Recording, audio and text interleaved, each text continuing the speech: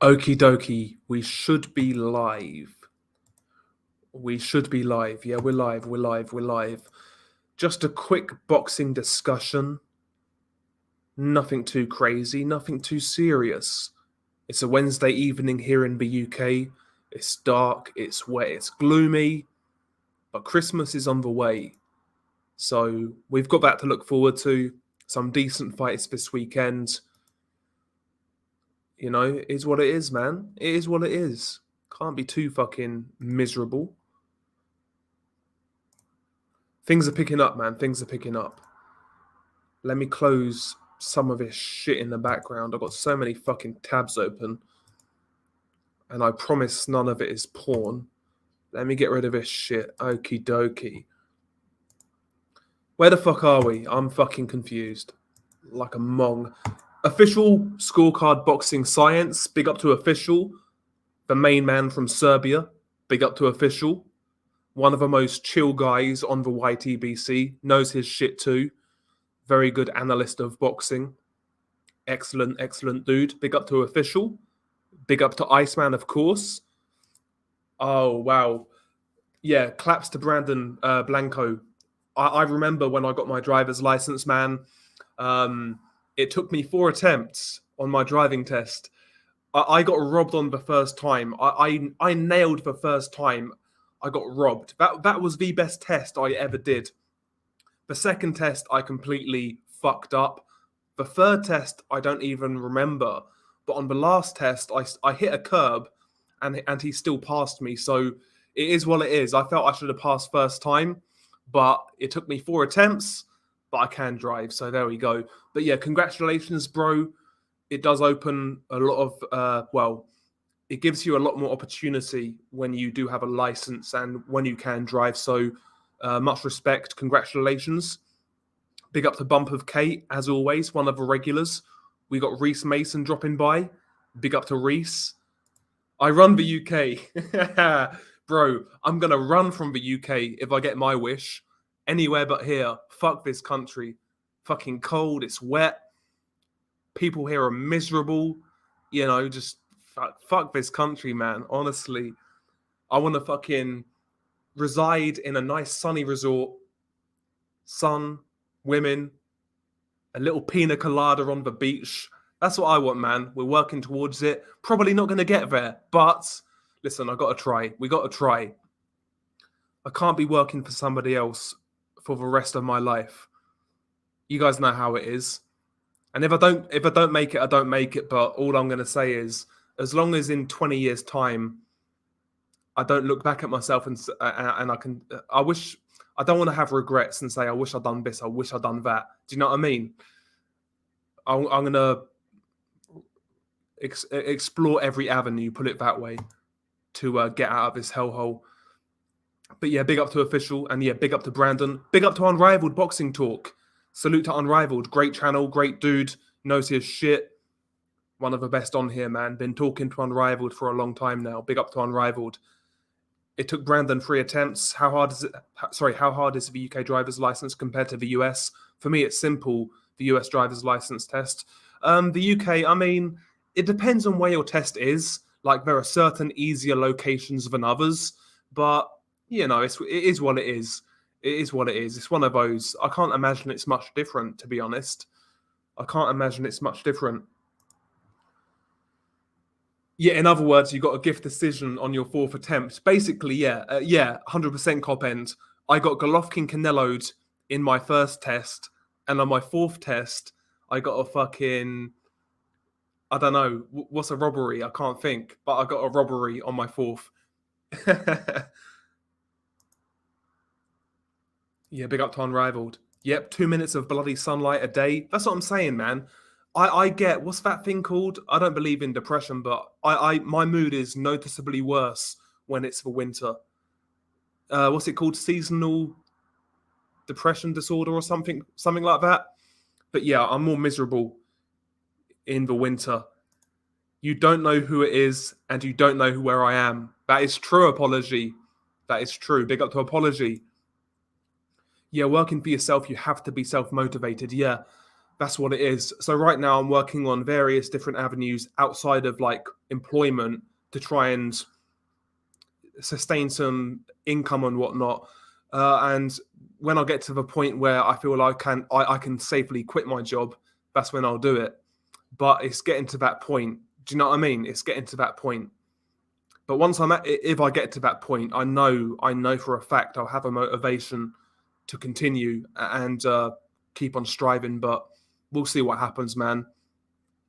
The only thing is, I don't want to look back in 20 years with regret and say, I wish I tried that. I wish I'd done this. That's the only thing. Because listen, I'm 27, and earlier in my late teens, early 20s, I turned down a lot of opportunities for whatever reason. Not going to get into it, but looking back, probably made the wrong choice. And yeah, I don't want to look back on life and have those moments, or as little as possible at least. So I don't know, the last 18 months, 12 or 24 months, whatever, I've been I don't know, very, very, very reflective in regards to my past, my present, my future, what I want from life, and how to get there, if that makes sense. It's getting deep too early. It's getting deep too early. I moved in 2 months ago and I'm already moving away. This time I'm leaving Paris and I'm very happy about it. Good for you, official. That's the main thing, official, honestly, is to get away from I don't live in the city now, but I still live near too many fucking people.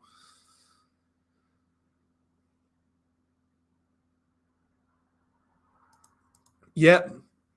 I already have a plan in my head. Save at least 5k for next year and move out of this country. Going to work another job to save. Go for it, bro. Just stack that money if you can. Stack as much as possible. So anything I'm making now, I'm trying to really tighten my belt. I'm just trying to stack cash and go from there, basically. You know, and I really should do something with the money I have saved, but I'm not a gambling man by nature. So I've worked fucking hard for what I do have. And yeah, scared money doesn't make money, but that's my mindset when it comes to money. It's like, fuck, do I risk it and invest and maybe come out on top or lose? It's one of those things. I Lomachenko, Gary Russelled my test. Big up to yourself, man. Big up to yourself. And yeah, big up to official. I feel more happy in the sunshine. Me too, bro. Everything is better. Everything is better in the sunshine, you know? Even if you've had a shit day at work and you drive back, you see these honeys with like low cut tops, short skirts, whatever, driving on the way home. Everything is better. Everything is better. What do you make of the Gongora Richards and Barrett? Gongora Richards and Barrett Tarimo fights on Parker Chisora undercard. I really like that Gongora Richards fight. I like Richards, actually. He's not the most fan-friendly fighter, but he's a genuine, like, proper nice guy. So I wish him the best, but I think Gongora might be a bit too seasoned. He might be a bit too experienced. Gongora was a good amateur as well, and he's a bigger puncher. He's a good technician. So I favour Gongora, but it is competitive. As for Barrett and Tarimo, I've not really done too much research on Tarimo. So big up to Wizard Sleeve. Salute. Honestly, can see why people drug deal. So can I, Bad Nasher. So can I. But yeah, it's one of those things, man. It's one of those things. Get rich or die trying and all that shit. Apology, man. Stu made a point on Bistel. In the sun and summer, you're able to go outside in the nature, but in the winter, you usually stay at home surrounded by artificial things. Yeah, there's that as well. Like you do naturally go out much more in the summer. And that's another thing I need to do, actually, as I get older. I appreciate those sort of things a lot more now. Like just a simple walk in the fucking park or walk down the woods, whatever. Just dumb shit like that. I don't, just get out and take a breather as much as I should, kind of thing. It's one of those. Big up to Iceman. He says, just have to do it and don't look back. Keep moving forwards. All business men take chances. Time to time will be perfect. Yeah, that's true. That is true, Iceman. Yeah, no time will be perfect. Yeah, that's true. Yeah, as far as possible from the big cities. I'm moving to some kind of French pleasant prairie. Big up to yourself, official. Low crime rates, nice neighbors. Hopefully you enjoy it. Put it all on Parker points this weekend. Dear, oh dear. See, that's another thing. Now, this is where it cost me. That sort of safe mindset when it comes to money, as Iceman was saying. So I fucked around with crypto. Nothing too serious. Made a little bit of money here and there. Nothing crazy. But it was December last year. And I was looking at Cardano. At the time, Cardano was like, I want to say 15 cents per coin, something like that. And I was going to put a lot of money in Cardano. Right now, Cardano is sitting at, I think, well over $1 per coin. If I'd done what I should have done and what I was thinking of doing, I'd have made like 100 grand. So scared money doesn't make money, I guess you say, but it is what it is. Is what it is. David Morrell Jr. fighting this weekend against Alantez Fox. Richardson Hitchens versus Malik Hawkins on the undercard. That's a good fight. Richardson Hitchens versus Malik Hawkins. Good test for Hitchens. And I think Morrell will come through Alantez Fox quite comfortably. I rate Morrell quite highly. I like his style. He's not got the stereotypical Cuban style. Big up to Stefan. Good follow on Twitter as well. Where do you see Jalalov in the next 18 months? And what do you think Richard Torres's ceiling is in the pros? Very young, talented, but small for a heavyweight. Yeah, I do wonder about Torres. Is he going to start at cruiserweight? We shall see. But if Richard Torres can fight to any degree, he's going to be a huge, huge star. Like, he's the first super heavyweight medalist in the Olympics for the USA since Riddick Bowe, I want to say. Plus, he's got that Hispanic background. If he can fight a bit, he's going to be a huge fucking star. He really is. And I think stylistically as well, he's going to make for good fights. He's quite aggressive. So I think the ceiling for Torres, it all depends on where he starts at, to be honest. I think at cruiserweight, he could do damage, but at heavyweight, I'm not sure, to be honest. As for Jalalov, I do worry about his chin, to be honest, and his gas tank. He seems like he can be ruffled. His feathers can be ruffled, but he's a good fighter. Southpaw, 6'7", moves really well, hits very hard. He's got all of the ingredients to be a top heavyweight. It's just whether they get the matchmaking right, the right fights at the right time kind of thing. Because so far in the pros, he's just really feasted on low-level club fighters. So, we'll see. But both of those guys, you need to be keeping an eye out for. Yeah, I've not seen his opponent, so I can't really comment. Yeah, apology. Plus, it gets dark much sooner than in the summer. Exactly, man. Don't get involved in getting close to the cartels. Yeah, that's true. That is true. Don't regret banging Fat Bird's Dell. It's a part of the journey to a sexy Polish bird. Dear, oh dear, oh dear. That's all I'm going to say. I do wonder if Assange was Chinese or Iranian. If he exposed either the Chinese or Iranian government, he would have been given the Nobel Peace Prizes. I'm American, but I trust Putin over Biden. Yeah. They're all a bunch of... I wouldn't trust any of them as far as I can throw them, to be honest. Summer or winter, Del is surrounded by BBWs. Seen some Tarimo on 2 undercards. He's quite a busy fighter. Could be a decent fight with Zelfa. Yeah, Zelfa's usually in pretty good fights, to be fair. So if Tarimo comes to bring it, I think it'll be a fan-friendly affair.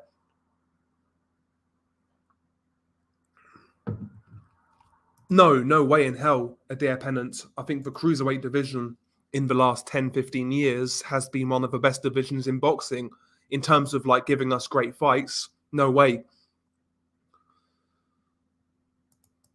That's what you want, official. That's what you want. Yeah, he's fighting some French journeyman. I've not seen Cullen's opponent fight before, Duck, but he's got a good record: 14 knockouts in 16 fights. So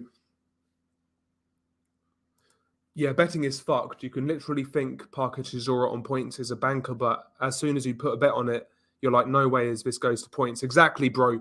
Yo, Stefan, as well. Speaking of betting, Michelle Sorrow is 7-2 to beat Israel Madrimov. So that I think that's worth a punt. I'll put a bit of money on Sorrow to beat Madrimov.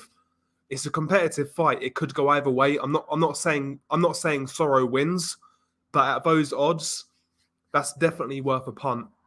Definitely worth a punt. Good fight, Nathan. Yeah, I like Matias. He's one of my favorite fighters. I think he'll beat Anyen in his next fight. I think going into that first fight, he was still, he was just after that Dadashev fight, which couldn't have been easy. So I think he'll win the rematch. I really do. I hope he does. I like him. Maybe you're right, Bump of K. Maybe you're right. What do you make of the McCormack bros turning pro with Probellum? Hearn and Warren need to take Probellum threat seriously. And also, what do you make of them joining Ben Davison? Yeah, I mean, they are good signings, no doubt about it. And it's interesting. Both of the McCormack brothers sign with Probellum. Fraser Clark signs with Boxer and Ben Shalom at Sky Sports. Matchroom right now, it's not quite the place it used to be. There are other options out there. And it's good to see some of these fighters go to different options. Because if all of these guys are under one banner, I don't know, they're probably not going to get the attention they deserve to develop their careers, kind of thing. So, yeah, boxing right now in Britain is very interesting. There's so many options for these guys turning pro. I'll be interested to see who Ben Whittaker goes with. I think he's the main guy in that Olympic squad. I know he got a silver and Gamal Yafai got a gold, but I think Ben Whittaker is the most valuable asset in that GB squad. I really do. Yeah, that's what a lot of people are saying. I've not seen his new opponent fight. Tyson Fury has destroyed his body. Wouldn't be surprised if Fury did something retarded and got stopped. Who knows? Who the fuck knows? I think he'll deal with Dillian White, but, White can punch. He's dangerous. Thoughts on Jared Anderson? Did you like his pimp entrance, laugh out loud? Didn't really care for his entrance, but I think he's a very good prospect. I'm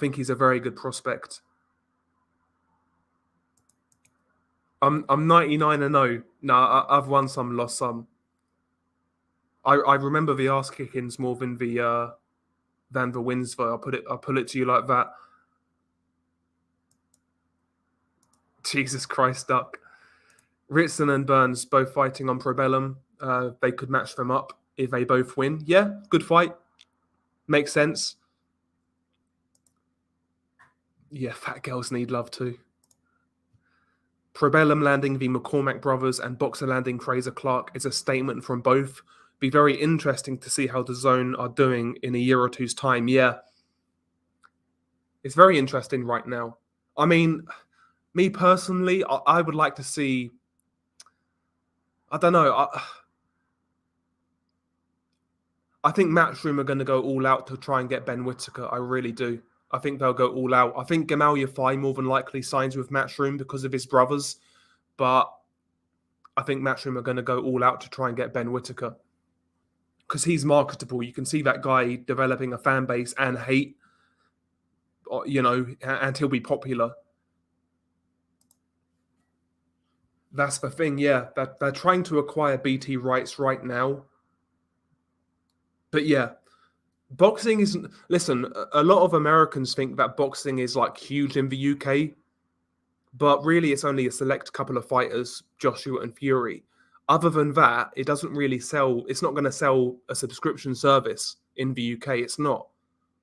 We saw that with Box Nation. Yeah, the Zone have more marketing, no doubt about it, but they can't sustain it as it is right now. They need Premier League football, Champions League football, Even like championship football and things like that would help him out massively.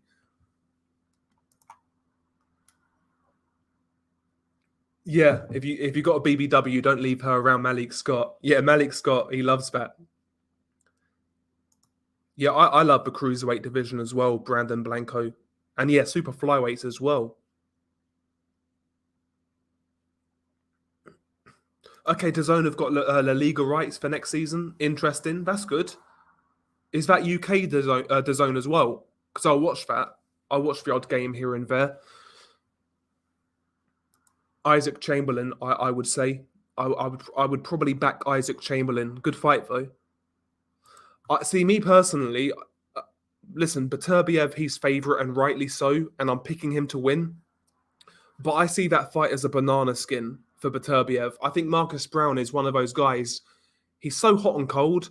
On one night, he'll look great, like against Badu Jack, for example. He fucking schooled Badu Jack. He looked great in that fight. Destroyed Gabriel Campillo, Thomas Williams Jr. He looked great in these fights.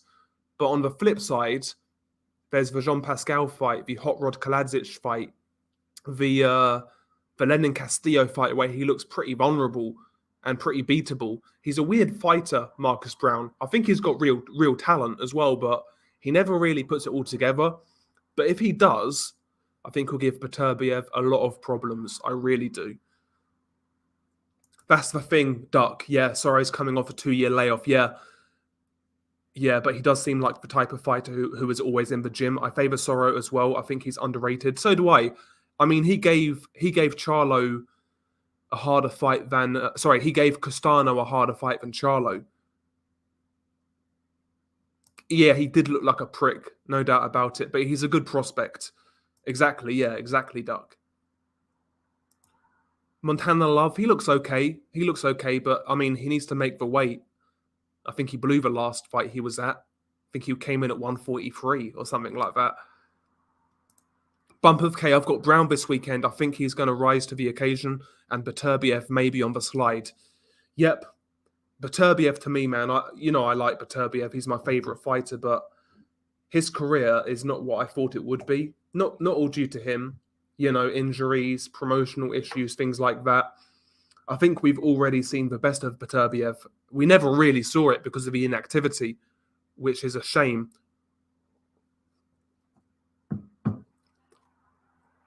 I think he is good. Yeah, I think he is good, but he's just inconsistent. I think he's talented.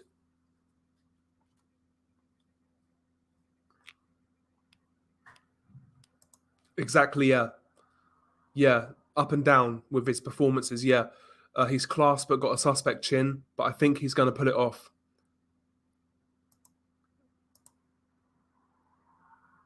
Did you see Conor Benn acting?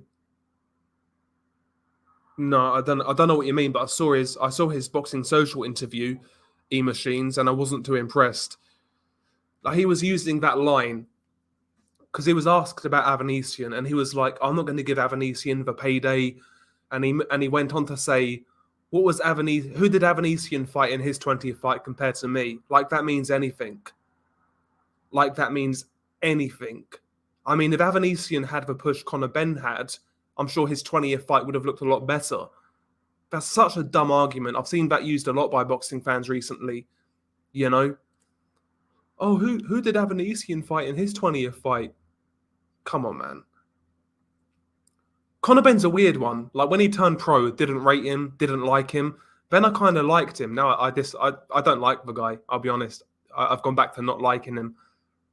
He's a decent fighter, but I mean, he's talking about fighting Adrian Broner next. Then he wants the Khan Brook winner. I mean, at this point, we might as well call him the fucking gravedigger. Because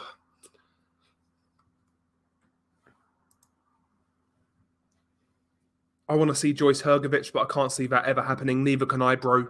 Neither can I. Fury's running already. I hope you're wrong, Wizard Sleeve. He just needs to take that fight.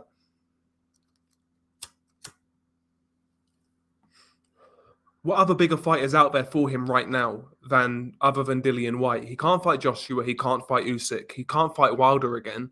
Dillian White's the biggest name available. No excuse not to take that fight. Who would be a good tune-up fight for Vladimir Klitschko on a comeback? And how many tune-ups should he have before jumping into a world title fight? Yeah, I saw this. He was sparring Vladimir Klitschko. He released sparring footage. I mean, he's 45 years old now. He will definitely need 2 or 3 comeback fights. I would say come back and fight Lucas Browne, to be honest. He's coming off a win. Lucas Browne. Fight Lucas Browne. He's got a WBA trinket. Why not? Yeah, Ben is an entertaining fighter. He's entertaining to watch. And he's clearly improved, but he seems very arrogant and has a massive chip on his shoulder. Yeah, he does. He does, yeah. I don't like that Essex fucking fake gangster persona that he's putting on. You know, that little wide boy Cockney, not Cockney, but Essex boy type of act. Conor Benn's not a gangster. He was a fucking private schoolboy. Maybe he got that from Eddie Hearn. Eddie Hearn does a similar thing, you know, plays that sort of Essex boy type of thing. I don't know. But yeah, Conor Benn's a weird one. It's hard for me to... He's definitely improved, no doubt about it, and I think he's a good fighter. I don't think he gets squashed by Avanesian like a lot of people do. I think he's very competitive in that fight, but I just don't like the way his career is going right now. He's had his fights against washed-up journeymen and faded guys. I think now it's time to fight somebody with ambition. Doesn't have to be a fucking world beater. Even a Florian Marku, a Michael McKinson, I'll be happy with. But all of these old boys, man. I mean, Adrian Browne. Browne's won what? How many fights has Browne won in the last 4 years? 1? I mean, he's barely been active. He's an alcoholic. He's not got a penny to his name. He's been in and out of prison or jail. What does Browne prove? It's just cheap marketing. It's just... I understand why they'd make the Browne fight.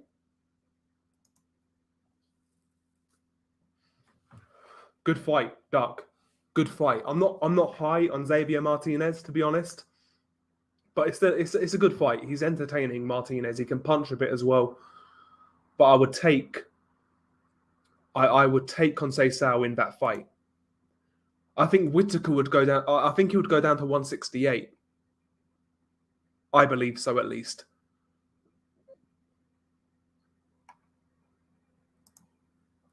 Yo, Del, I've been curious to know if your videos are scripted. They say. So, I'll start again. Yo, Del, I've been curious to know if your videos are scripted. They sound way too fluid to be off the top. And I wish you could do a video on top 5 great boxers of all time and why. In and out of a ring. I mean, listen. When it comes to like my boxing videos, I mean, they're not scripted. I don't write a script or anything like that. If I make a mistake, I'll cut it out and like I use Audacity. So if I make a mistake, I'll just delete that little segment and start again from there. But yeah, they're not scripted or anything like that. Even my mate, the other channel, they're not scripted. I don't write a script or anything like that. I should do. I really should do, but I've not got the time, to be honest. But yeah, they're not scripted. But they're not one take though. They're not one take for the most part. Apart from like the live videos, they're one take. But good fight, Nathan. Good fight. I'll take Joey Gonzalez in that one. But it's a good fight. We got Randy Orton in the house. Do you believe if Chisora Parker 2 was on Sky, it would be pay-per-view? If so, why? If so, why did Derek stay with Eddie, seeing as he was a semi-established pay-per-view guy on Sky? Yeah, I think it would have been pay-per-view on Sky, to be honest. But, I mean, why does Derek stay with Eddie? I mean, fuck knows. I'm sure he's being paid well.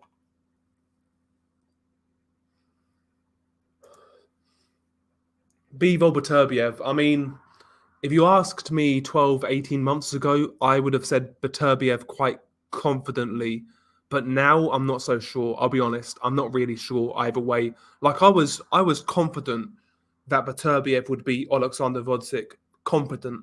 But with Bivol Beterbiev now, I'm not so sure. I'll be honest. He's 36 now, Beterbiev. He's had a lot of injuries, not been the most active. I mean, he turned pro in 2013 and he's had 16 fights. So if Beterbiev turns up as good as I think he is, I think he'll beat Bivol. But I can't count on that as much now. I'll put it that way. I'm not really sure Derek James is the right type of guy for Marcus Browne. I think Derek James traditionally he's better with more aggressive fighters. And I think that sort of style for Browne against Beterbiev is probably not the right idea. So I'm not sure, to be honest. I do rate Derek James, though, as a trainer. I think what he does well, he does well. Oh, yeah, Ustinov. Ustinov is getting passed around like a blunt at a party these days.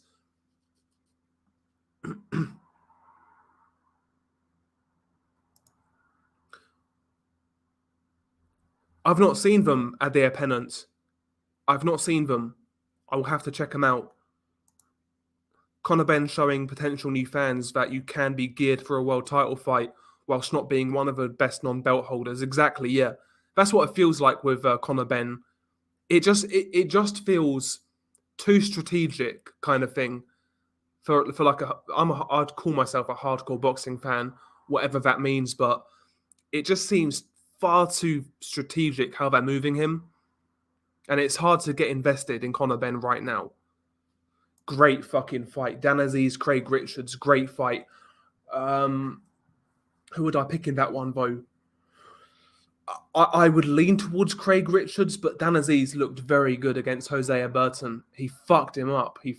So great fight. I'll be honest. I'd like to see Dan Aziz versus Shakan Pitters. Good fight. Big up to G-Man, another great channel. Top dude as well. Top man. I'll tell you what, me and G-Man will have to link up at some point and do something. Great channel. One of the better boxing channels on YouTube.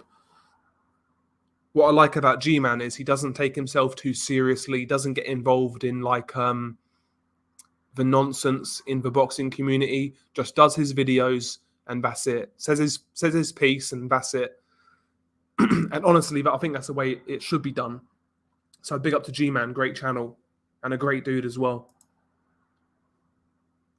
There is better quality of heavyweights now than the Klitschko era. Do you agree? If it is, it's only slightly better, but I'm not really convinced, to be honest. They're probably about the same. There's more hype now, no doubt about it, but is the quality any better? I'm not particularly sure. I mean, Dillian Whyte is what, the fifth best? Where would you rank Dillian Whyte? At number 5 in the world right now? Let's say number 5. I mean, that guy recently got cleaned out against a shot Povetkin, and he was well past his best when he knocked out Dillian Whyte. Povetkin was a relic of the Klitschko era, which was apparently poor, but this guy is now in this era, and he knocked out a prime Dillian Whyte, who's supposedly top 5. So, and there's other examples as well, like Robert Helenius, another Klitschko relic from that era, a guy who's been injured and God knows what else, knocks out Adam Kalnacki twice, or beats him twice, sorry. You know, I mean, Pulev hung around for so fucking long in this era, in this new era. How great is this era, really? I think it's a bit overrated, to be honest. It's more exciting, yeah, but is it drastically better than the Klitschko era? Probably not, to be honest. Probably not. Ben's a hard guy to root for despite being good to watch. Guy is very full of himself, yeah. I'd love to see that fight, BG London. I'd love to see it. Yard versus... Oh, sorry. I don't see Yard and Buatsi fighting Beterbiev in 2022. Neither do I, but I'd love to see those guys fight each other. Yard and Buatsi, that would be a great fight. That would be a tremendous fight stylistically. I've really warmed to Anthony Yard. I quite like him. I like Buatsi as well, but I do like Anthony Yard. I'd root for him in that fight. Again, I don't dislike Buatsi. There's nothing wrong with him. He's a nice guy, but I don't mind Yard. Quite like him. I was glad he beat Lyndon Arthur.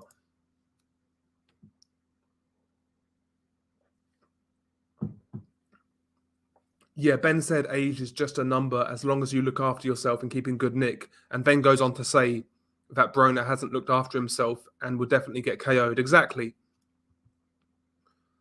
Yeah, Hank Lundy retired after that Davis Jr. fight. Yeah, good decision, no doubt about it. Yes, hit the like button. Be much appreciated. As Focus on Creativity said, be much appreciated. Just helps the channel out, kind of thing. Ben realistic at 147 will not win a title. Ortiz, Crawford, Taylor when he moves up. Boots Ennis, Spence, Ugas, Ramirez, to name a few. No chance. I agree, G-Man. I think he could fight for a world title. Maybe get a title shot, but I can't see him beating a champion. And unless like the stars align and he gets a vacant title shot against a no-hoper, I can't see Ben winning a world title at 147 anytime soon. Klitschko Pulev too? He would still beat Pulev, no doubt.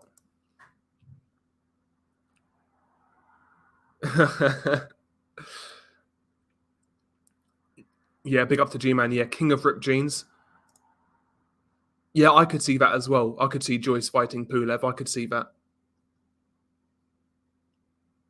I mean, listen. Conor Benn is improving. From when I first saw this guy fight in his first pro fight to now, he has improved.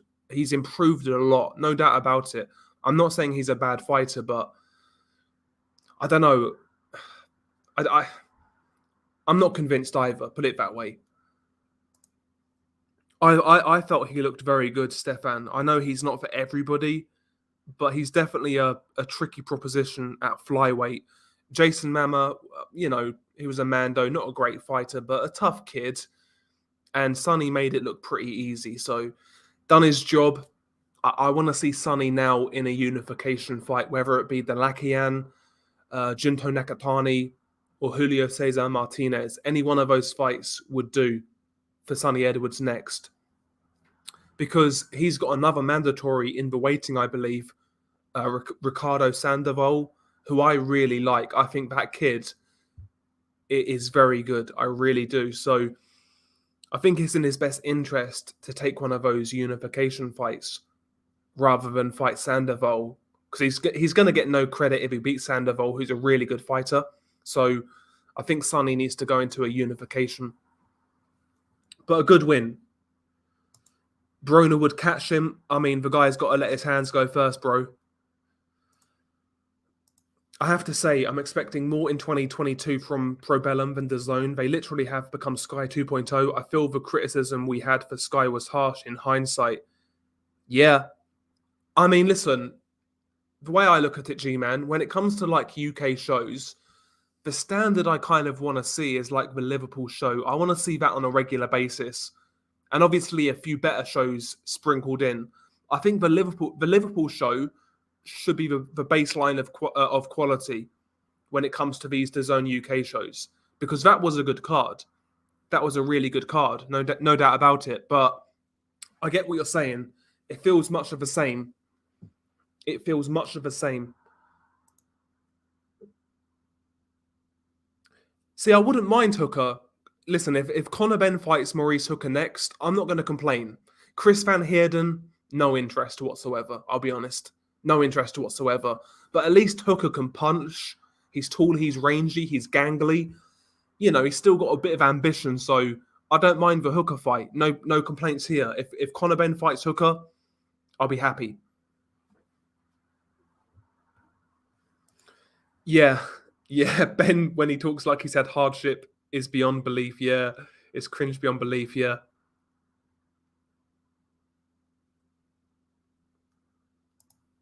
Yeah, Santiago beat Browne but got jobbed. Some Santiago couldn't win a minute against Russell. Yeah, Gary Antoine Russell, the best prospect at 140, as far as I'm concerned. I don't get why that guy's not getting more hype. Gary Antoine Russell, he's a very good talent. He destroyed Santiago, fucked him up. See, I think he's better than Montana Love. I think Gary Antoine Russell he's very good, and I like his style. He's exciting, puts his punches together, hits hard as well. Very good fighter. I agree. Connor's an entertaining fighter, but his narcissist bad man act is bloody annoying. Yeah, exactly. Exactly, BG London. Yeah, literally, yeah. Beating Browne stopped being taken seriously like half a decade ago. How would you have rated Chris Algieri overall? His best win was Provodnikov. That was a good fight. He needs to stay in commentary for good now. He's been semi-retired for years. Exactly, yeah. And honestly, I felt Provodnikov beat Chris Algieri. That might be controversial, but I felt Provodnikov won that fight. Chris Algieri made it close, but did he? I don't think he won that fight. I'll be honest. I think you guys should watch that fight again and see what you think. See, I like the hooker fight. I'm not. I don't feel like I'm being unreasonable with Conor Benn. I'm not saying Conor Benn needs to fight Virgil Ortiz or Boots Ennis or a champion. I'm not saying that. But I'm just bored of these shop worn guys coming in to make him look good. I get the reason for those fights. You need a few of those fights to get experience. I get that. But he's had a few now. I think now it's time to fight somebody with a bit of ambition. And Maurice Hooker, I know he's coming off a loss. I don't care. I still think he's got ambition and he'll come to win. I don't mind that fight. No problem at all. I wouldn't even mind a Florian Marku fight, a Michael McKinson fight. I'm not asking for the world. Do you know what I mean? But yeah, Ben has an Essex accent, even though he grew up in Spain and Australia. Does he think we're stupid? Yeah, exactly. Yeah. Conor Bum's a fraud. Listen, I'm not saying he's a bad fighter, but it's a big sales pitch right now with Conor Benn, no doubt about it.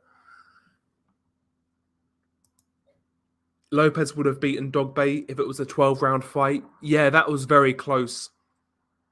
Dogbay, I'll be honest, Dogbay's been very lucky in his last couple of fights because he could have arguably lost to Lopez. I felt he flat out lost to Christopher Diaz. I don't know how he got that decision. Honestly, that was a robbery in my opinion, the Diaz fight. What was the best GB team in terms of what they've achieved in the professional ranks? 2008, 2012, or 2016? So 08, you had James DeGale winning a world title. Billy Joe Saunders won world titles. And not much else, if memory serves me correct. 2012, you had Joshua, obviously. Luke Campbell, world title challenger. Who else was there in 2012? I forget, man. I think 2012 was the most important for British boxing. I think those guys really helped put British boxing back in a better place.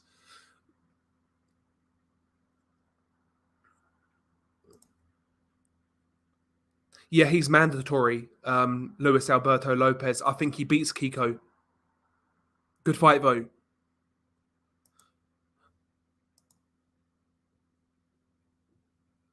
That's what I'm saying, Brandon, though. Do we even really know if Conor Benn beats Josh Kelly?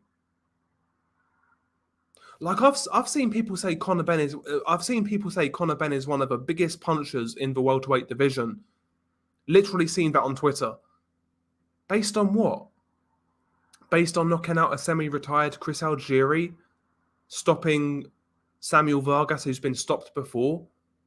I mean, he couldn't put a dent in Adrian Granados, couldn't put a dent in Sebastian Formella, but this guy's one of the biggest punchers in the welterweight division. I've literally seen that on Twitter. It's crazy. The sales pitch is working. A lot of people in the UK are buying into it. But there you go. That's Eddie's job. He's doing it well. I can't criticize Eddie. He's doing it well. See, I think he beats McKinson, but I think it's a hard fight. It's a tricky fight.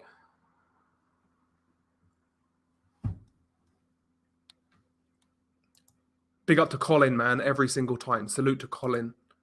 Richard's over Aziz, but he'll take the press. I'd fancy Aziz to beat Pitters. Yeah, so would I. I take Aziz late stoppage. Good fight, though. I agree as well. I definitely think Beterbiev's going to struggle early on. in this fight. I really do. It's a good fight, though. I think that's a good fight. That's how I see it, Dark. The way I described it, I think it's a banana skin type of fight. There's every chance Marcus Browne could get knocked out in a couple of rounds. There's that chance, but I think the guy has real talent. I think he's got real ability, and he's never really put it all together. But I think he's a talent. I think he's a skilled fighter. He's got respectable power as well. Southpaw. He's taller. He's longer.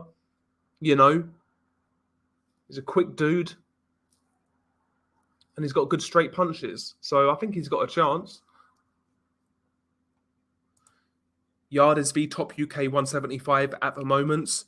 I think you've got to rate him over Buatsi, Aziz, those guys.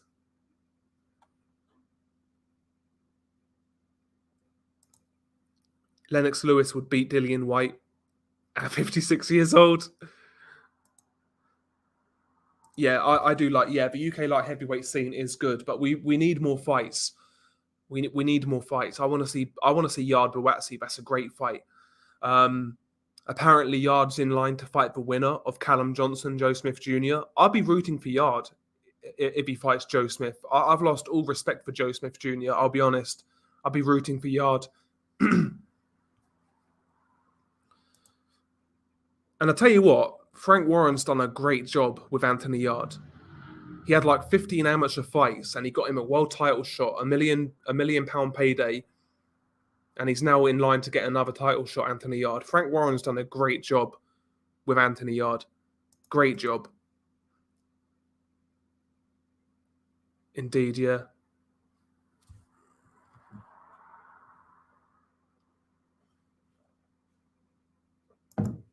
Yeah, you can pick out guys like Mormek, Wack, Thompson, Pianetta, etc. But on the flip side, like a prime Povetkin, a prime David Hay, a prime Shagayev, these sort of guys, Ibragimov. Like let's say for example, Sadiq. So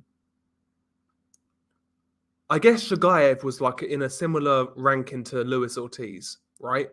Prime for prime. If you make those two guys fight, I guarantee it's a fucking competitive fight. Could go either way. David Hay was like the third best guy in the division. Prime David Hay. David Hay would do damage to a lot of guys right now, in my opinion, in the top 10. But it's just my opinion. I don't think it's much better. I think I'll tell you what I do think actually. I think maybe there's a bit more depth now, but in terms of like the top guys, I don't think it's much different. I really don't. I think the lower level contenders now are better. I will say that. I think the lower level contenders now are better.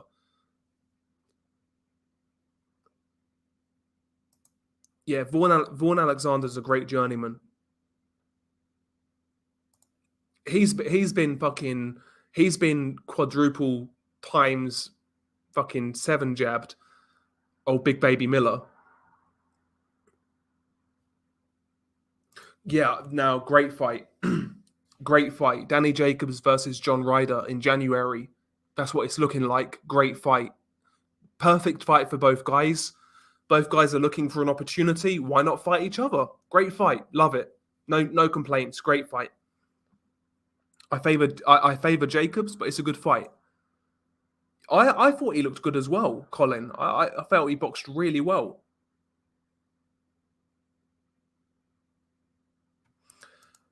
Sadiq boxing, I'm telling you right now, chuck Jaron Ennis in there with Conor Benn. Conor Benn gets fucking smoked like a bag of weed.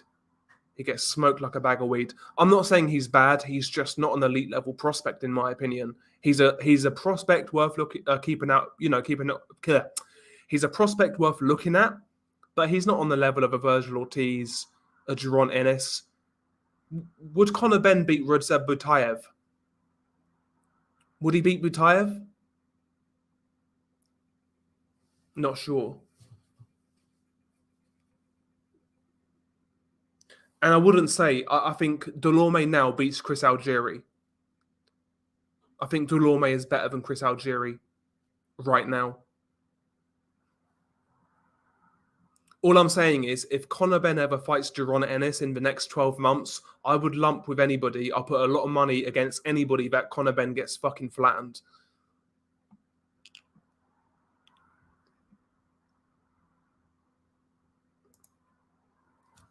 I said this as well, Big Boys Boxing. Jared Anderson versus the Rice Coffee winner. That's perfect. Big Boys Boxing. See, I like the way Anderson's been moved so far. I think he's been moved pretty well. I think he's had decent fights at the right time. I think a Jonathan Rice type, and I think he'll beat Coffee again. I think that's ideal for him. Honestly, I think that's ideal.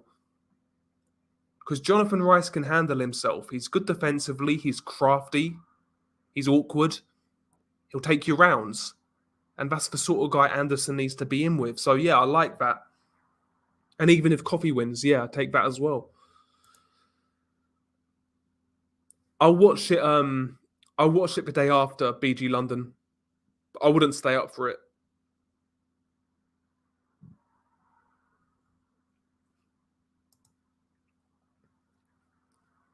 Yeah. I mean, that's why I picked Yard in the rematch. I think that first fight, I think Arthur just caught Yard at a good time. To be honest, I think Yard was going through a lot outside the ring. His dad died. I think his grandfather died as well. Had a shit year. And I think he just got caught out kind of thing. But we saw in the rematch that Yard, just fucked him up. So never known a world level boxer spend as much time on Twitter as Sonny Edwards does. His shithousery on social media trumps his world title for me. Yeah, it's brilliant. He winds a lot of people up, Sonny Edwards. Honestly, I didn't used to like him, Sonny Edwards, but the more I saw this guy trigger people on social media, the more I liked him. And, he put in a great performance against Maruti Mutalani. So, yeah, I got respect for Sonny Edwards. I think he's a good fighter. I do. I know his style's not for everybody, but he's a good boxer. I don't have the zone anymore. I don't blame you. Klitschko Briggs on Triller. That makes sense. Yeah, that story's not going to end well, Big Boys Boxing, Adrian Browne. He had the world at his feet and he blew it. Yeah, this week's card was really solid until Buatsi Vlasov got pulled. It's still decent with two main fights, but nothing special. Yeah, I do like the Gongora Richards fight. I think that's going to be interesting. I've got Gongora, but I think Gongora is going to old man him, but it's a good fight still. And I'm rooting for Craig Richards. I like him. He's a proper nice guy, good guy outside the ring, so I hope he wins. Nothing against Gongora, but to be fair, Conor Bum, it looks like Virgil Ortiz shat it from Avanesian too, declined a final eliminator versus Avanesian for a world title. Shameful. See, what I heard about that, Duck, I heard Ortiz wanted to fight early 2022 and then fight Avanesian like early summer in that eliminator. That's what I last heard, but you'd have to educate me on that. If that's true, that's disappointing. Yeah, I think so.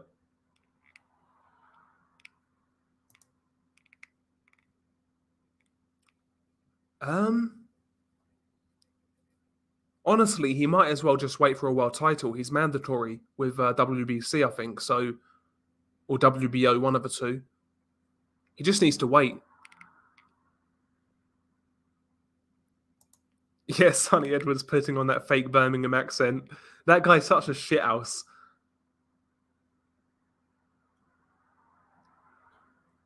Yeah, I don't get that either. I don't get that either. I think Josh Taylor's just, he likes to complain for complaining's sake. But there's nothing to cry about there.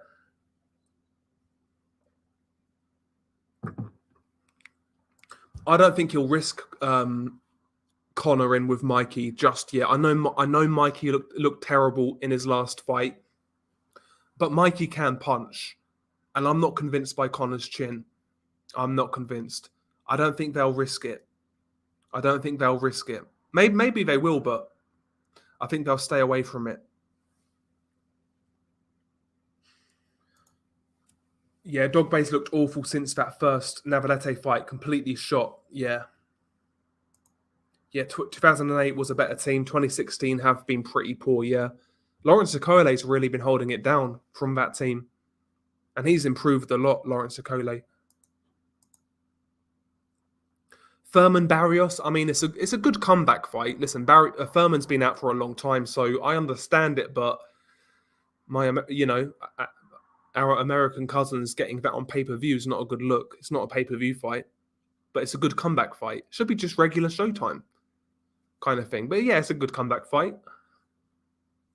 If Thurman has anything left, he'll knock out Barrios. If he struggles in that fight in any way, stick a fork in him. Duck thinks Mikey knocks out Conor. Conor can't outbox him and isn't too hard to hit. Yeah. Yeah, he did hurt. He did hurt Jesse Vargas. Yeah, he did.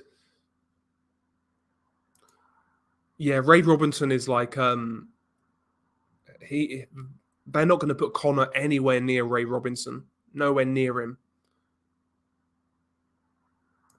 Yeah, stylistically, Kelly's a hard fight for Ben. As for power, he's got okay power, but I wouldn't say it's elite power. No way. Yeah, I agree. G-Man.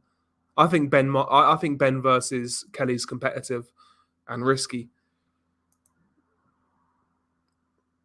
Marku versus Ben is competitive. I don't want to hear it. Exactly. And honestly, bro, I've heard the same people who call Conor Ben a massive puncher. They shit on Danny Garcia's power at 147. Chuck Conor in with fucking Danny Garcia. See what happens. Danny Garcia would go through Conor Ben like a doorway, in my opinion. Eat a peach. The UK love to hype up mediocre fighters. Yes, sir. It's 100% true. But a guy like Conor Ben and even Sonny Edwards, they don't really get any shine over here. Like Sonny Edwards, his style is not for everybody, but he's very effective. He's a genuine world-class flyweight, Sonny Edwards.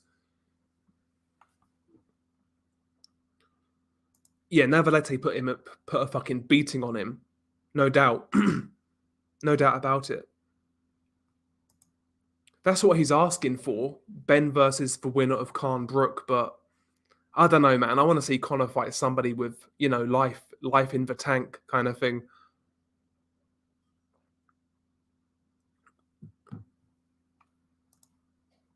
Yeah, exactly. Yeah, Hearn has a team on DAZN like Harley Quinn, whose job isn't to be a boxing analyst. They are basically cheerleaders for Matchroom, hence why people believe a hype of Ben. Yeah. Basically, that's what it is. But yeah, they're not really analysts. They're cheerleaders and salesmen, really. Do you know what I mean? That's what they are for the most part. And I understand. I'm not stupid. You're going to be kind to your guy. You're going to try and put him out there and whatnot. But for Tony Bellew to say Tony Bellew literally said, the only fighters I wouldn't put Conor Ben in with right now is against Errol Spence or Terence Crawford. Basically, anybody other than that, he would have Conor Ben fight. This guy, man, is off his rocker. He's off his rocker. I wouldn't put Conor Ben in with Beterbiev, let alone fucking Ugas or Ennis or Ortiz.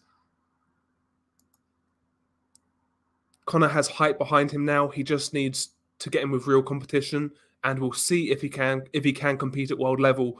Give it a couple more fights until he's fighting world level fighters. We shall see. We shall see. I'm getting a little impatient. I think Anthony Yarde beats Callum Johnson, Colin. I do. I think Callum Johnson in his last couple of fights hasn't looked great.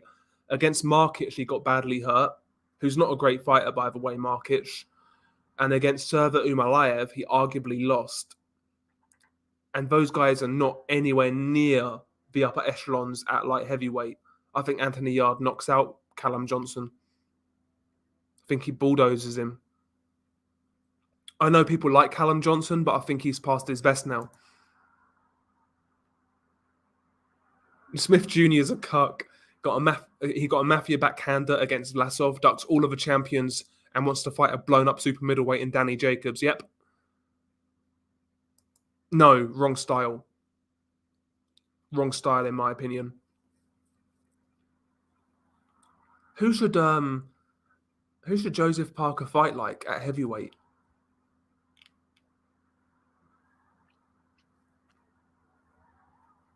I'm not sure, but definitely not Evander Holyfield. He's not got the style to do it. Yeah, that was a sickening KO. I think it was 2016, Brandon.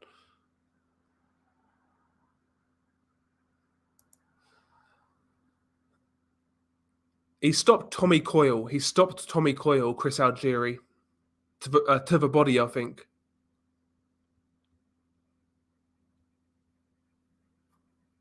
Yeah, Shagayev was a tricky southpaw, not a big fight, not a big heavyweight, but tricky as fuck.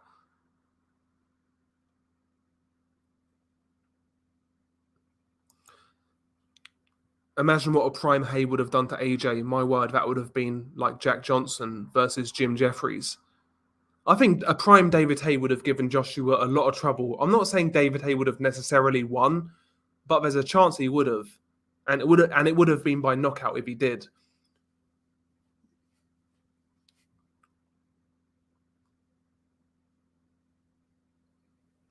Yeah, don't get me wrong. He's 21, Cash, but like, yeah, I like what I see. When I see a prospect where I'm high on him, I want to see him continuously take step ups, keep those skills sharp, develop more, and matchmaking's the key to really developing as a fighter. So I don't think you can afford to let this guy stagnate and fight low level competition forever. I'm not asking for big step ups, just gradual step ups. And if they do that, I think they've got a good talent there with Jared Anderson. And I think Jonathan Rice would be ideal. You know, when I want a prospect to step up, that means I genuinely think that there's something there. You know, would Michael Hunter or Jerry Forrest be ideal for Anderson? Hunter has the name, but hasn't looked good since the Povetkin fight. I think Hunter and Forrest is a little too early. I would say someone like a Jonathan Rice next, and then maybe Jerry Forrest. I think Michael Hunter in that Forrest fight disgraced himself. To be honest, I'm high on Michael Hunter. I always have been, but he disgraced himself in that fight. He was unfit, didn't have the rounds in him. To be honest, but I still think he's a good fighter. But he needs to really evaluate where he wants to go because he's blowing his career right now. Michael Hunter, he's blowing it. So he needs to really reevaluate Michael Hunter. But I think he's too far ahead.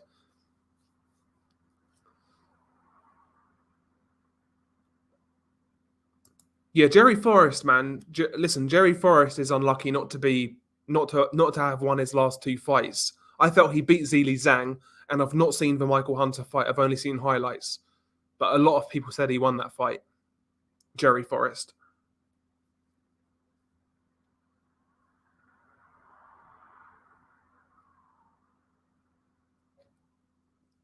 Yeah, most people are saying Forrest got robbed. Jerry Forrest, Alan Babbage. Now that's a shout, BG London. That's a great shout. That's a great shout. I'll tell you what, Jerry Forrest, he deserves that sort of fight as well. Because again, I felt he beat Zili Zhang, but I need to watch the Hunter fight in full. But listen, Forrest he's another one of those guys where if you're not up to a certain level, he'll expose you. Forrest was badly robbed. Yes, big up to Boxing Squared. He is the heavyweight channel in the YTBC. He covers anybody from Anthony Joshua all of the way down to flipping Maxim Babanin from Russia. He covers everybody. The heavyweight channel to follow is Boxing Squared. Do you guys know who Boxing Squared is? Duck is not having it. He wants Gongora to win. I like Lerone Richards.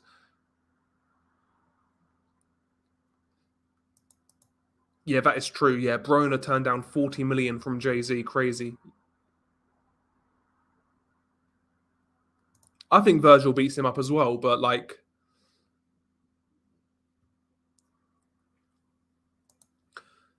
I think that's close to a 50-50 fight.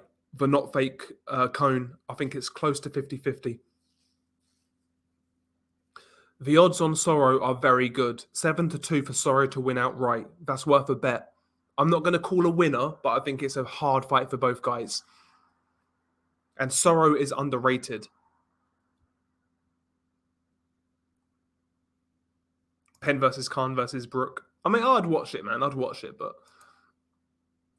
yeah, the more Sonny is tweeting, the more I like him, based fella.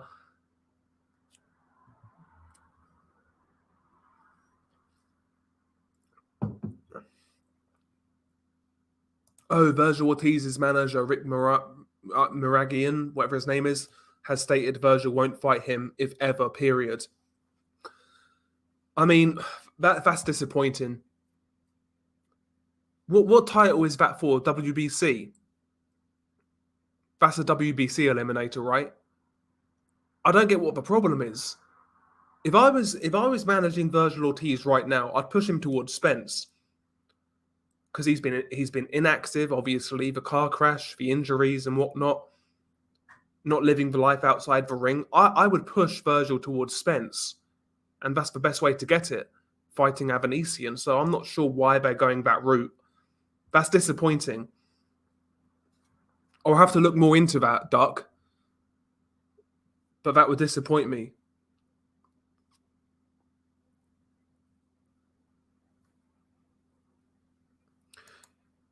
Yeah, I felt he beat Zhili Zhang as well. Yeah, that was on the Canelo...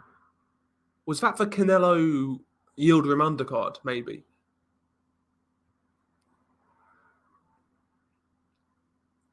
I would say Conor Benn. He definitely hits harder than Kelly, but I'd say Conor Benn, yeah.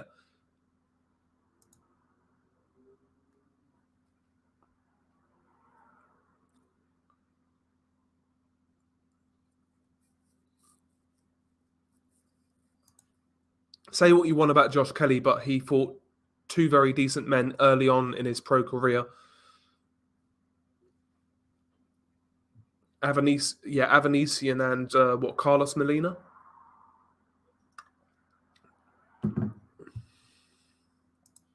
Yeah, Yulusanov, I'll be honest, I've never really been that high on Yulusanov, to be honest. I felt when he started out, he looked really beatable. He did get better, but I'm not that high on Yulusanov.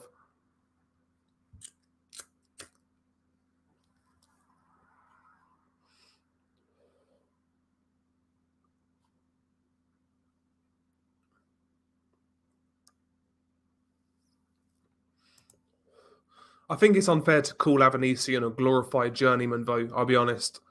I think it's unfair to call him that. I'm not saying he's a fucking world beater, don't get it twisted, but journeyman? I think journeyman's harsh. He's a good European champion, arguably fringe world level right now.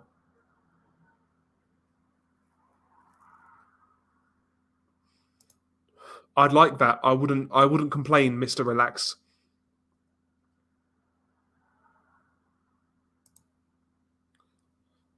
I'm telling you, Danny Garcia does not walk through Ben. Garcia's been beaten more times than the 3 times his record says. Maybe, man, but I don't know. I think Danny would time Conor. See how Conor Benn throws that straight right hand to the body and he leans right in. He leans over his front foot. He leans in like he's fucking reaching for something. Danny's gonna time shit like that and hurt Conor Benn. He'll time that. I mean, look at Chris Algieri. Chris Algieri was timing Conor with that left hook. Not enough to where you'd be concerned if you fought Danny Garcia. Chris Algieri can't knock the skin off a rice pudding. If Danny Garcia catches Conor Benn flush with that left hook, Conor's getting hurt. I'm telling you, Conor's getting hurt. In my opinion, I could be wrong, but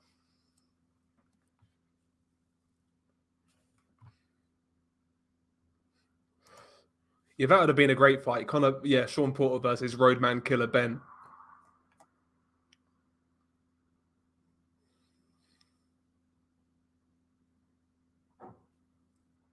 Exactly, that's another thing. Like people say, oh well, Danny Garcia, he won fights he shouldn't have won, like the Herrera fight. I agree with that, but at the same time, he fought a prime Keith Thurman very close fight. He fought a prime Sean Porter, very close fight. He didn't get blown out in these fights against prime welterweights. Even against Spence, he gave Spence problems.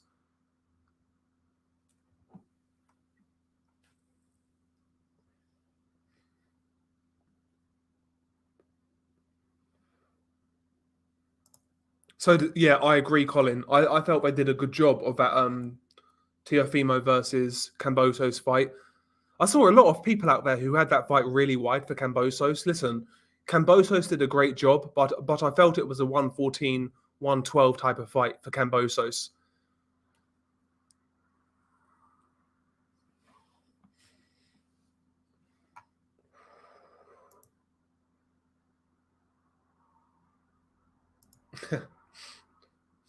I would take Danny Garcia quite confidently. That's another one, Alexander Bezbutin. There's other guys coming up in the welterweight division.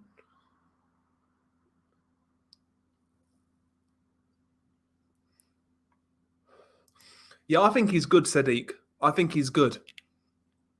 I don't think he beats the likes of Spence or Crawford or even Ortiz or Jaron Ennis, but I think he's a good fighter. I'd actually really like to see Ennis versus Butayev. I think that would be a fucking great fight. He's a fucking hellacious body puncher, Butayev.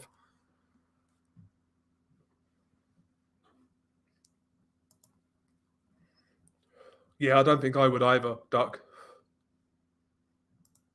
I think Conor Benn beats Lewis Crocker. Echo Esserman's a good fighter. I think he beats both, to be honest. But they're good fights.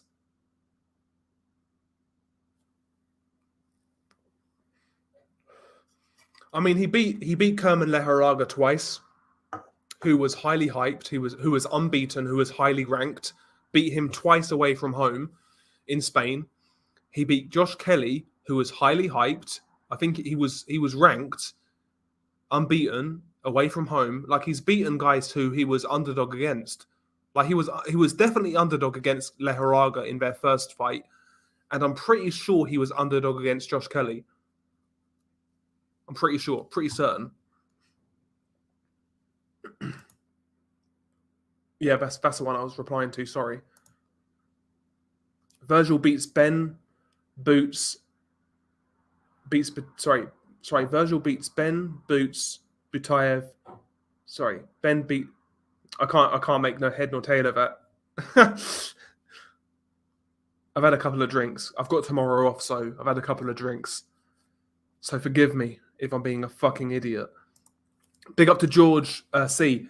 Salute to Del. Haven't heard your thoughts yet on Zanibek Alim Kanuli, the Kazakh middleweight, and Dam is well past his best, but I was still impressed. Yeah, Alim Kanuli's he's a technically sound southpaw. Primarily, he's a counter-puncher, but he's accurate. He hits relatively hard, doesn't waste much. He's a good fighter, Alim Kanuli, and I want to see him fight Andrade. I think it's a good fight. I think stylistically, I actually think Andrade wins, but I think it's a good fight. I want to see Andrade in that sort of fight, but he's talking about vacating, so a bit disappointing.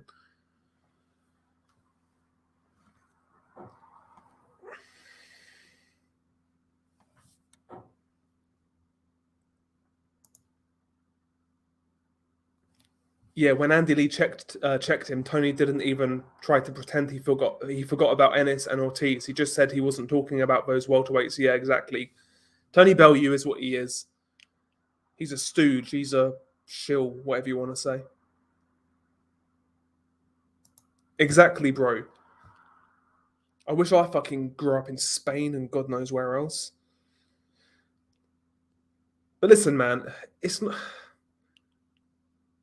It just seems, again, with Conor Benn, it just seems so forced. That's the only way I can describe it. It just seems so forced.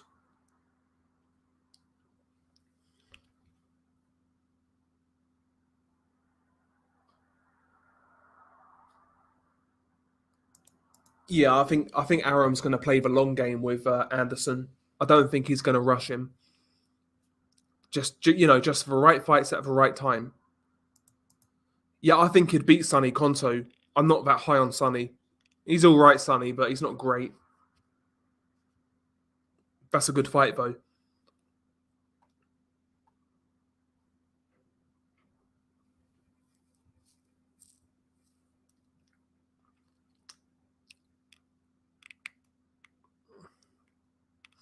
Oh, fuck me. AJ Early against Herbie Hyde. Cone had it 7-3 to Jerry Forrest.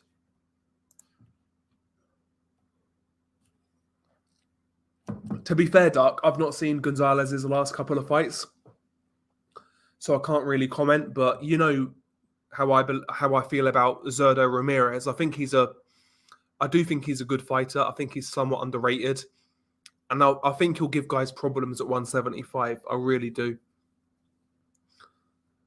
His career's just not gone the way I thought it would. He's been moved. He's not been active enough, Zurdo Ramirez, but I think he's a good fighter. I think at 168 he was really draining himself, and I think at 175 he's going to be a bit of a handful. Again, I'm not saying he's going to beat everybody, but he's going to be a handful.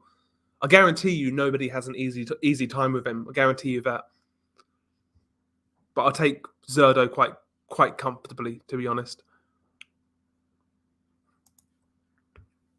The European champion, the Italian dude. What's his name? What's his name? You know, the Italian guy, the European champion. That's who I would have him fight next. Signani, whatever his name is. Yeah. Yeah, I thought he beat Zhang, but I never saw the Hunter fight, just the highlights.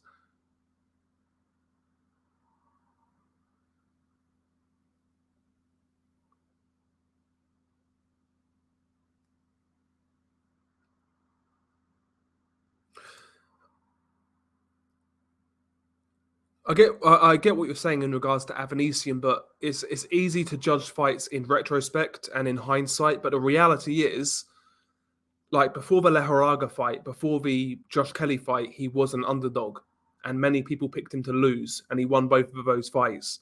So that counts for something.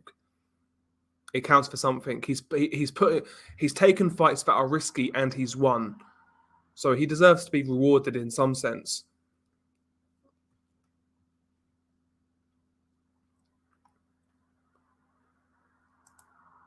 Yes, big up to Mike. He says big up Dell. Hashtag Canman Hunter is now in a position where the risk has gone down in the eyes of the casuals, and man, he's not to be overlooked. I agree, Mike.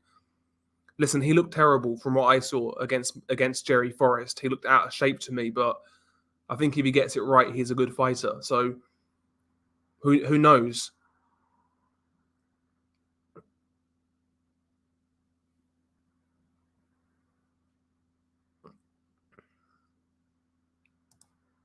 Yeah, Boxing Squared is a OG. He's one of the best channels on YouTube. Always seems like a super chill dude as well. Yeah, I could see him picking up a vacant title after Canelo leaves 168. He's a good fighter, Gungora. Very, very, very snappy puncher. Very accurate as well. He doesn't waste much. Yeah, Kunkunbayev is a good cruiserweight prospect. Yeah, he beat Ward this weekend by technical decision, I believe. I've not seen that fight, but I've seen Kunkunbayev fight before, and he's good. He's solid. He's solid.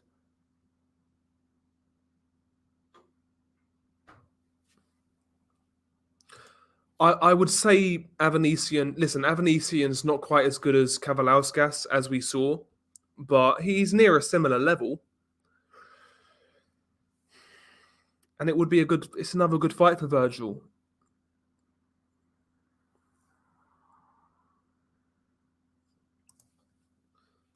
Algieri buzzed Ben a bit in the first round. I'm telling you, if that's Danny Garcia's no look left hook, it's over. I'm not sure whether he buzzed him, but he was catching him with that left hook quite regularly.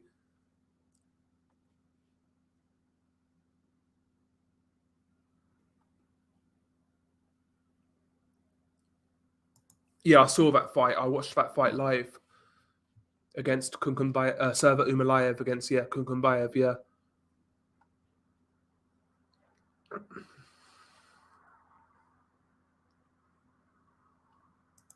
Yep, O'Hara Davis cracked Conor Benn's jaw in sparring. Hearn wants more non-punchers for Conor.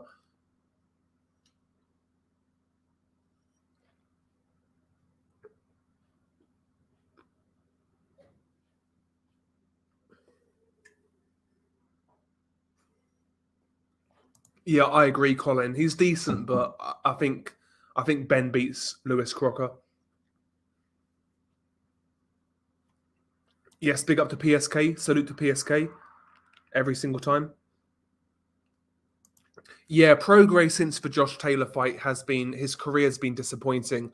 I rate Prograis very highly. I think he's a tremendously skilled fighter. He's one of those fighters who can do a bit of everything. He can counter, he can fight in the pocket, he can box, he can punch, he can throw combinations, he works the body. He's one of those guys who can do pretty much everything in the ring, and he's entertaining, but he's not had the fights since Josh Taylor. It's disappointing. Because I like him. I like Prograis. That's true, Cobend. Yeah, Bob is not young enough to play the long game with a fighter. He's not young enough to play the long game, yeah.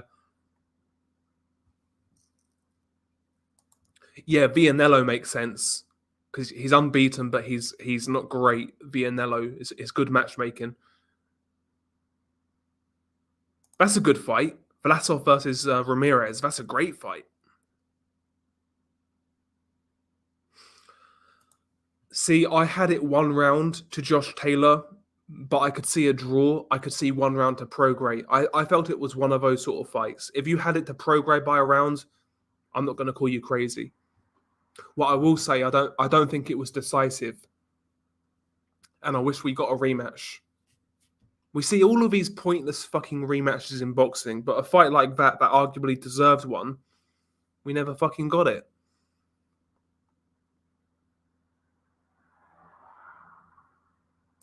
It seems like that, BG London. Record fucking cancellations when it comes to fights. The one I was most pissed about though was Buatsi Vlasov and Golovkin Murata as well. That pissed me off.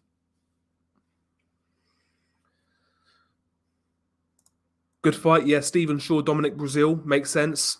Stephen Shaw, another US heavyweight prospect. He's decent enough.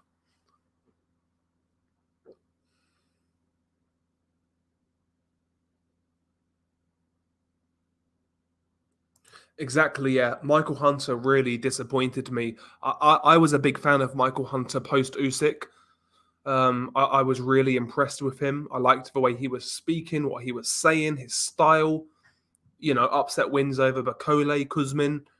I liked what he was doing, but like recently he's been fucking up. I still think he's a talented fighter, but I can't get behind somebody like that, What can I say? Yes, big up to L-Dog. Salute to L-Dog every single time. Croatian living in New Zealand, holding it down. Big up to L-Dog. He says he's got Beterbiev beating Browne by stoppage, 8-11. I would agree. I think it's going to be late. I do believe Browne early on is going to give him some real trouble. Real trouble. It's a good fight. It's a good fight.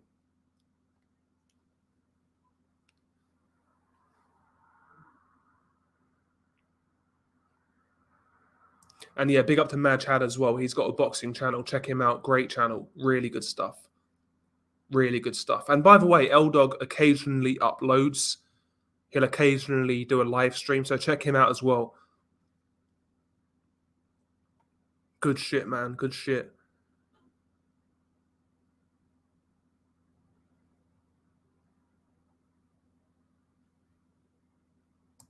Mike says Golovkin Murata off because the sheep have a cold. So fucking annoying. Not going to comment, man. I'm not going to comment.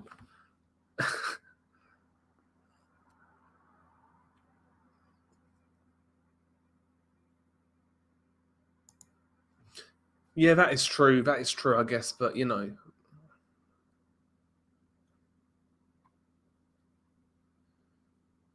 I agree, L Dog. I think when it comes to Beterbiev, he's one of the best in the clinch in boxing. He generates ridiculous power, even with just a hand free in the clinch. I don't know how he fucking does it, but I remember being so like when he fought Tavoris Cloud way back when. I watched that fight live, and I saw that fight, and Tavoris Cloud was trying to clinch, he was trying to maul, and the way Beterbiev was getting a free hand and just clobbering him and still hurting him was I was amazed by it. I was amazed by it. Marcus needs to keep the distance and stay away. Just stay away. Don't get in a clinch. Don't exchange. Just box and move, box and move, box and move. He needs to fight a negative fight, basically, for the most part. On occasion, step in with your counters and try and get his respect, but he needs to be very passive in this fight, Marcus Browne. He needs to be very passive, in my opinion. Browne is very dirty, but Beterbiev wouldn't let him get away with that stuff. See, that's the difference between Beterbiev and the likes of Kovalev and Golovkin. Kovalev and Golovkin are very clean fighters in their approach. I don't think they are. I think they're naive when it comes to fighting in the West. They let shit. They can be shithoused, basically. Shithoused is a saying in the UK. They can be got to by nefarious means in the ring. Beterbiev's not going to have that. Again, I'll be honest. Beterbiev, he can be fucking dirty. He can be dirty, and that's why I think Beterbiev's never got the fights. Unlike Golovkin, unlike Kovalev, Beterbiev, he's hip to that sort of shit. That's why Beterbiev never got to fight Ward, in my opinion. He knows Ward's game, and he'll fucking match it with more power. Do you know what I mean? Like, Beterbiev is not a. He's not got that clean cut European, like Eastern European style, in that sense. Do you get what I'm trying to say? Like he can be dirty. He's willing to be dirty. He was dirty against Vodzik to a certain extent.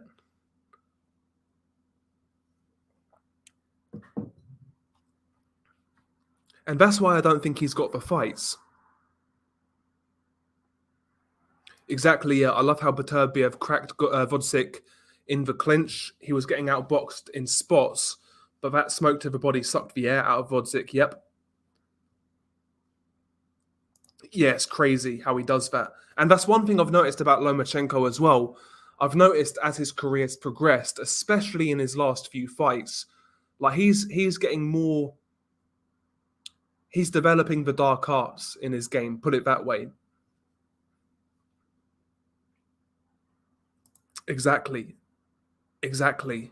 Yeah, that short left hand, bro. Like it came from like so close to Kome, barely any distance.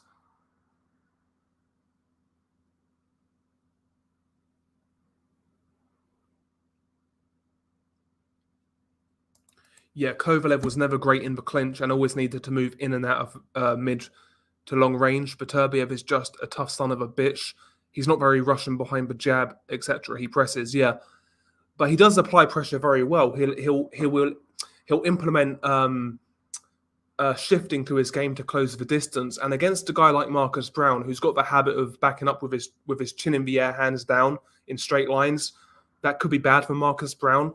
He can't afford to be doing that. He needs to be exiting at the angle, keep Beterbiev off balance, keep that jab popping. He needs to be very very conscious not to back out in straight lines in this fight, particularly with his hands down, because Beterbiev can catch him. And Beterbiev has deceptively fast feet coming forwards. His feet are quite quick, Beterbiev. He's not got the quickest hands. Not slow hands, but not the quickest, but his feet are quite quick.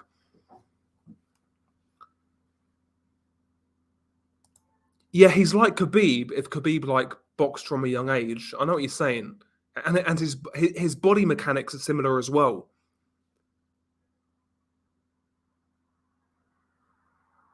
He did, yeah.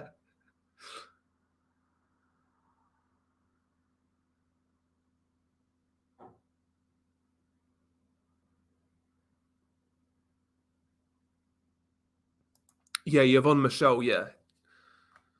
Because he was with Yvonne Michelle and Al Heyman. I'm not sure who was to blame there, but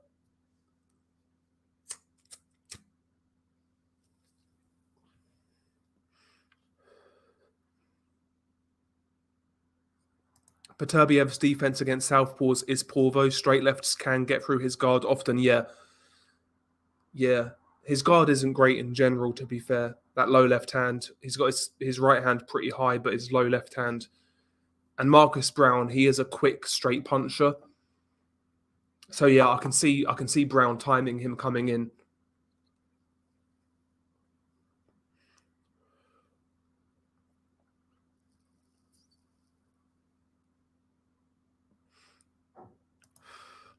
Oh, Bomb Squad.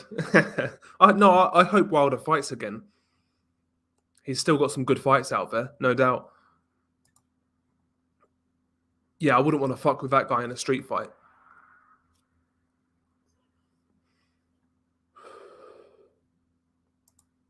I mean, when it comes to these, talking about pay-per-view numbers, I don't particularly care. I don't imagine it did well, but I don't really care. It was a good fight. It was a good fight. I need to watch it again, though. I saw it in like real poor quality on Daily Motion, and I felt it was a close fight watching it without scoring it. So I need to watch it again and score it round by round. But yeah, I mean, the fight itself, pay-per-view numbers, I can't imagine it did great on a Sunday, I'll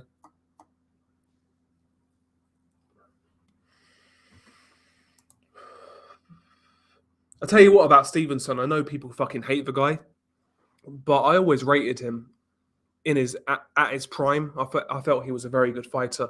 I keep on saying it, but he had deceptively long arms. He wasn't the tallest light heavyweight, but his arms were fucking long. And he had the habit of catching guys when they thought they was out of range. He's like Mr. fucking, what's that fucking clown's name? The superhero, fucking, I don't even know, but he's long fucking arms, and he would catch you out of range. Very, very good distance control, Adonis Stevenson. Not much of a jab, but he had a good habit of controlling range and setting you up for that left hand.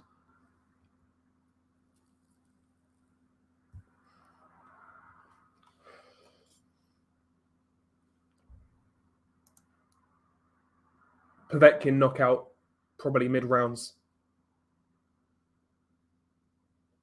I know he knocked him out relatively early in the first fight, but I think that was just one of those punches. But prime for prime, I'd say mid-round, Povetkin knockout. Usyk points against prime Povetkin. I wouldn't be surprised. Like even Kovalev, when we was talking about that fight back in the day, I felt it was like 51-49 in favor of Kovalev in terms of percentage. It's basically 50-50. But you could easily see Beterbiev walking into that left hand. He would need a high guard in that fight, a tight high guard.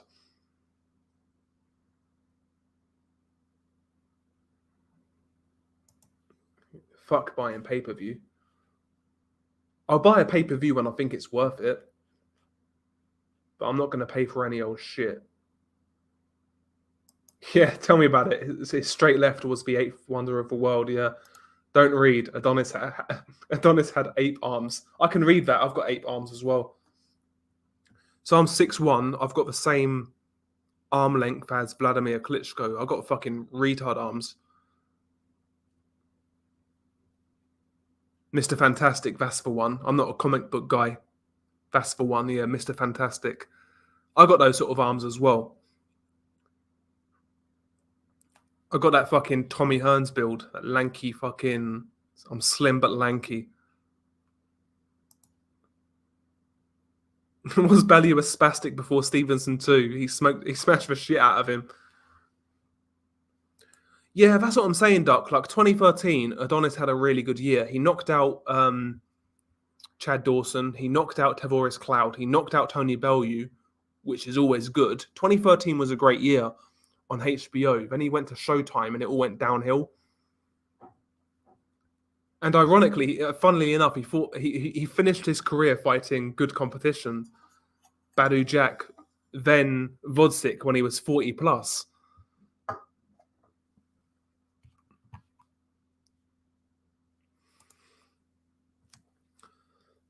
Oh. Honestly, I think Kovalev, prime for prime, was a better boxer, better technician. But with a gun to my head, because both guys were susceptible to getting hurt.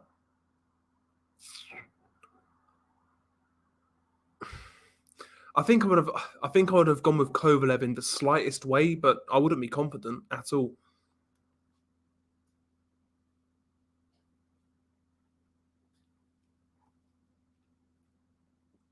Yeah, that would have been a great fight, man, no doubt. No, I didn't see it, bro. I'm not great with these live streams, man. I probably missed it. Bro. Type it again, man. Type it again. Golovkin's career so far, I mean, the last couple of years, basically since the zone, I've kind of lost interest, I'll be honest. But before then, I was riding with Golovkin. I liked what he was doing. I know he couldn't get the fights early on, but I was riding with Golovkin. But the last 2 or 3 years, since Canelo 2, it's been disappointing, let's be honest.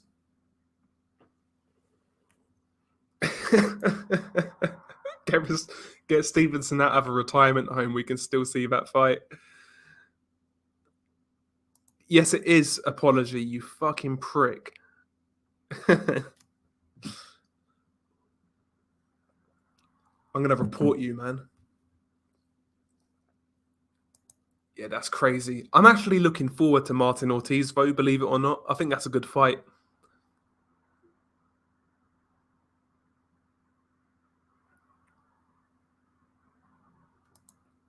Yeah, although Vodzik, I've heard rumors of Vodzik returning, but from what I've heard, he's got a lot of stuff going on outside the ring. He's doing well outside of boxing, so if he doesn't need to come back, don't bother. But he had a lot left in the tank, in my opinion. I think what it was, though, he done what he did to Stevenson, and then he got sent to the hospital by Beterbiev. I guess he probably just got cold feet and said, "Fuck this, it's too risky. I'm going to leave." Fair enough to him. He became a world champion, made a bit of money.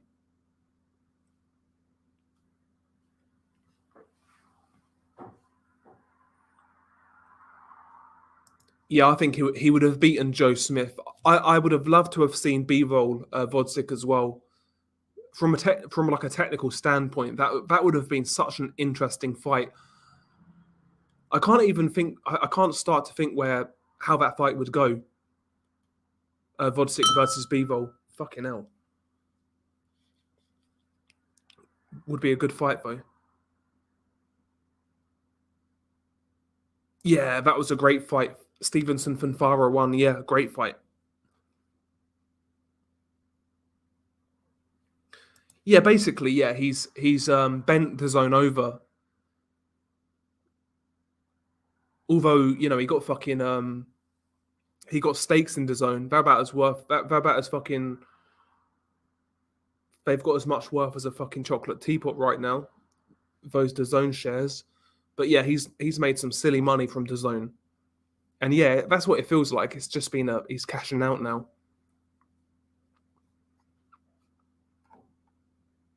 Don't blame him. But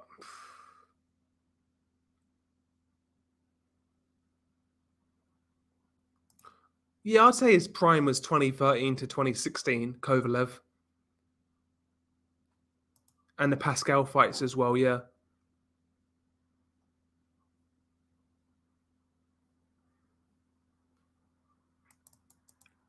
Adia Pennant wants to see Dave Allen get killed. Although Mihai Nistor's not looked great as a pro so far. Yeah, that is true, Unrivaled. Yeah, that is true.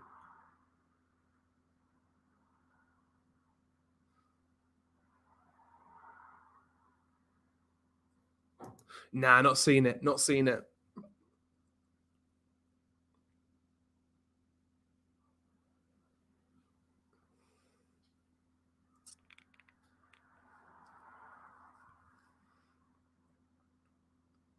Anyway, guys, I've got to wrap this up. I need to make my fucking dinner. I'm going to make some peri-peri chicken with a bit of rice, something light, something nice. But yeah, thank you guys for turning up. I'm going to wrap this one up. If you could smash the like, it would be much appreciated. And yeah, guys, peace out. Hopefully you enjoyed the boxing this weekend. Stay safe. Peace.